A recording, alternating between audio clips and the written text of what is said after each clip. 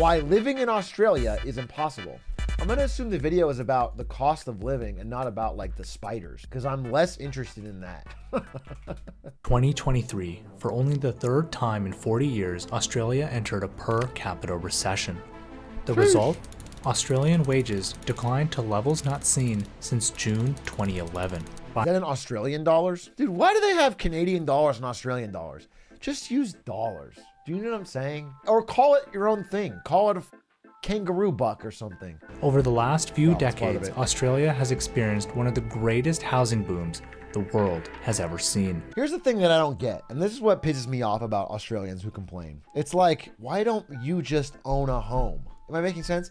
If you owned a home, it would be going up in value and you'd be rich. It's easy. It's right there. Just own a home and then suddenly you're part of the solution, not the problem. Canadians are all stupid like that. I swear to God, dude, I feel like I'm taking crazy pills. It's like, if you want to take part in the gigantic wealth disparity boom, just have wealth. Then your housing and your stocks and everything will go up. Am I missing something? Because I feel like that's the solution. Australian house prices have increased by 36 times across the capital cities, and Sydney is now the second most unaffordable. Wait, that's so crazy. When is this 70s to now? It's so funny, dude. Imagine buying a home in Sydney for 27,000 Australian dollars. Basically free. And now it costs 1.15 million. That's ridiculous. That's inflation for you, but I believe that's so far above and beyond inflation. Let's just check. Okay, value of 1974 Australian dollars today. If only inflation is what this was, this house in Sydney would now cost $266,000. Instead, it costs 1.1 million. Do you understand how much more that is? This is what it would cost with inflation. This is what it actually costs. And Sydney is now the second most unaffordable place to live in the world. Hong Kong, Sydney, Vancouver, Honolulu, San Jose, LA, baby. Woo! I left San Jose to move to the much more affordable city of Los Angeles. I knocked off point 2. Next stop, Auckland, bro. I'll go down the list, slowly but surely, getting a more affordable lifestyle. What's special about San Jose? San Jose is filled with only like hardware tech companies. Well, also, I mean, a lot of Silicon Valley stuff, but like the software tech companies are all up in San Francisco. And the hardware ones like Intel, AMD, Nvidia, etc., they're all in San Jose, bro. San Jose is filled with like endless swaths of mid-40s engineers. Everywhere you look. And it's colloquially called Man Jose because there's like, it's like one of the most gender imbalanced cities in America. It's so many men. It's so many dudes. It's a real sausage fest of a shit. It's actually such an awful city, bro. San Jose has like no culture, no nightlife, no good food scene, just endless overpaid engineers. Everything is expensive. It's like incredibly expensive, and you don't get anything good for it. We were very happy to have left it. It was extreme. It was probably the most boring place I've ever lived. To buy the median home in Melbourne, a family needs to earn at least $170,000 per year. In Sydney, that number balloons to $260,000 per year. Compare this to the median household income in both cities of $100,000. Let's get a conversion for us Americans. 100K is about 67,000 real dollars, which is still pretty crazy, right? That's the median family income. The craziest example of Australia's housing crisis was this home in Sydney. It was sold without a toilet, without power, and without a kitchen.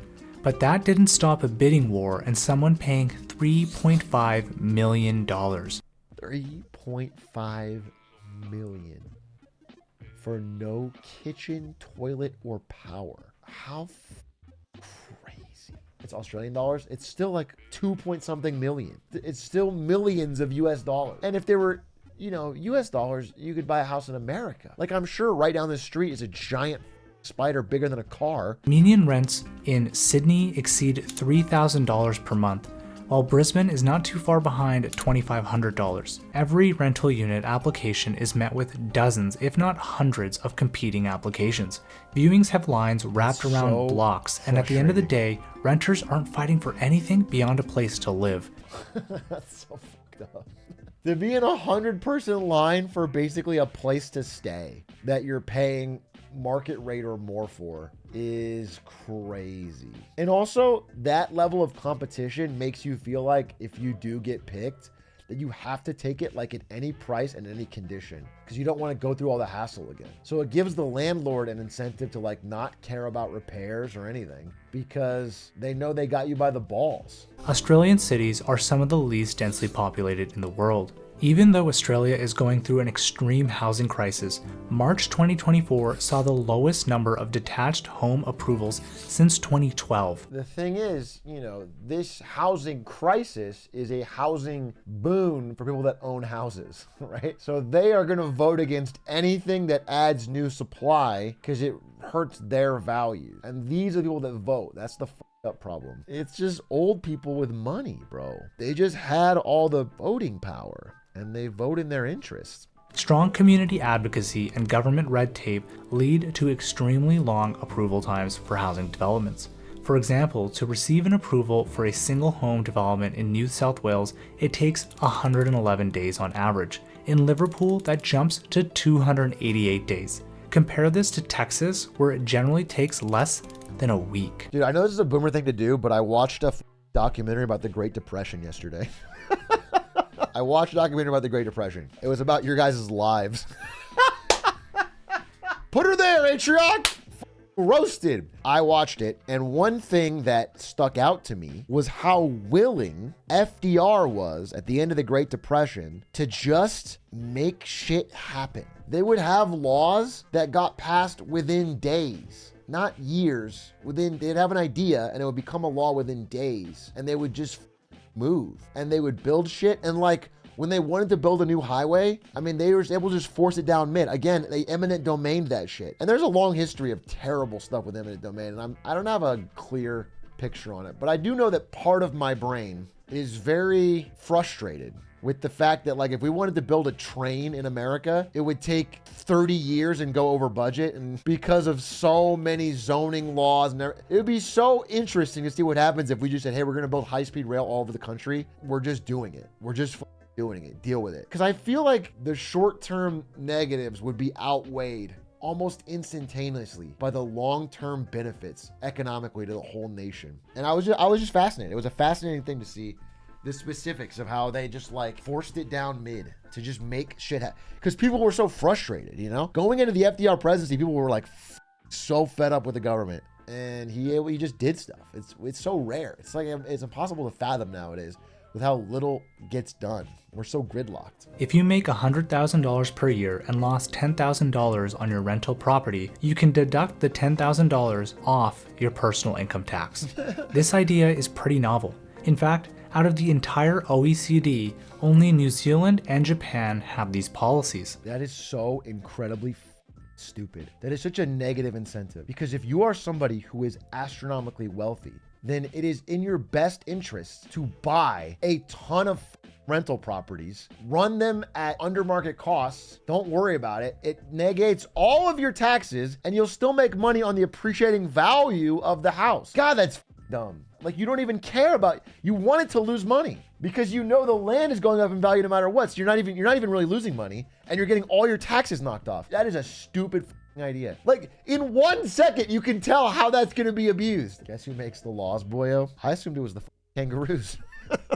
But now everything's topsy-turvy for me because they don't benefit from this at all. I have to figure out I'm trying to get to the bottom of it. In the 1980s, the government removed interest rate controls, which made it meaningfully cheaper for Australians to use debt to buy homes. This made negative gearing even more attractive and allowed people to leverage debt to execute the strategy. It's so dumb. Everybody in Australia going deep into debt to borrow money to buy an investment property that isn't even going to make money, so it's not run like a business, just so they can not pay taxes. So it's bad for the government, which is now underfunded. It's bad for the user because they're in more debt. It increases prices on everything. That's so stupid. Yeah, all to the next generation. And now they're in so deep, even if they had like a moral panic about it, they can't get out because it'll crush them. It's not like the boomers can be like, oh, you know what? I'll just make less. It's like they're so in debt that if prices don't go up, they're old and out on the streets. That's a miserable situation. Stories of bad incentives ruining societies is a tale as old as time, but this is a crazy one. But you can also hold real estate investments in your retirement account, known as a super. Unlike the US, where buying real estate through an IRA is a huge pain and costly, in Australia, it's extremely easy. And dude, why is everything in Australia set up to be a tax benefit for homeowners? It's like, even compared to America, this is crazy. This is so far beyond. There's more. In 1999, the Australian government reduced capital gains on real estate sales by 50%. And if you're holding your property in a super, you're effectively only paying a 10% tax. So capital gain is the tax you pay when you sell the house. So when you're running the house as a rental property, you're negating all of your taxes. You can write it off, everything. And then when you finally sell this house, you only have to pay 10% because they destroy the capital gains tax. That's crazy. Does anyone with real money pay any tax in Australia? This country's being looted. That's looting. That's wild. Yeah. A system that encourages speculation on income-losing properties is highly flawed and very unique. Dude, that's so funny because at that point, having run for that long, if they fix these problems, it's going to collapse the economy. That is fucking toxic. To do it for that long, that means so many people are in debt. And if the property values go down and correct, which they will if this is fixed, I mean, yeah, you have to. The thing about it is, China learned this lesson as well. I mean, you can't just ignore it because eventually you have to do something. You might rip the Band-Aid off, bro. You gotta fix that. What happens if they don't? Eventually you get social revolt, which is basically what's happening all over the world. First, they'll vote for a populist candidate. They will find somebody who's like extremely populist to try and just break the system. Like, get the fuck out. Something's got to happen. And if that doesn't work, then you get actual social unrest. Then you get riots. That is the process. If people cannot eventually get on the ladder of homeownership, wealth, etc., then the unrest is going to be, you can't contain it. The Rock, if you can hear this, please save us. Dwayne Johnson, hear our prayer. If you can hear this, please, we as a global society need your help. The best way to put in perspective how little Australia innovates is to look at its R&D spend as a percentage of GDP. The OECD average is 2.4%, and major countries like the US, Germany, and the United Kingdom. Bro, they got kangaroos, shrimp on the Barbie. What do they got to innovate, bro? They figured it all out. There's no research and development needed. They got blooming onions. I do know that Canada and Australia, both a huge percentage of their GDP is just real estate, which is like based on the values continually inflating, but it's like non-productive growth. It's like more money moving around, but it's just for the same things being worth more. This housing thing's a nightmare everywhere, but I do think these two countries have it pretty bad. This is a $2 million average home in Australia. 5. Okay, so it's just like really shittily built. It's like, what, 5 million you said? And it's really shittily built. Dude, there's so much corruption. With all the money in this, it's the same thing with Canadian mortgage fraud. I was looking into this for a while for a video. There's so much corruption in getting and qualifying for like first-time buyer shit in Canada that is not real. It's like people buying investment properties but pretending to be. As Charlie Munger famously said, "Show me the incentives and I'll show you the outcome." Here you have it. A government that has incentivized speculation on housing while disincentivizing working hard and building productive businesses. And I like this. I like this video. I'm going to subscribe to it. YouTube channel is 2 and 20.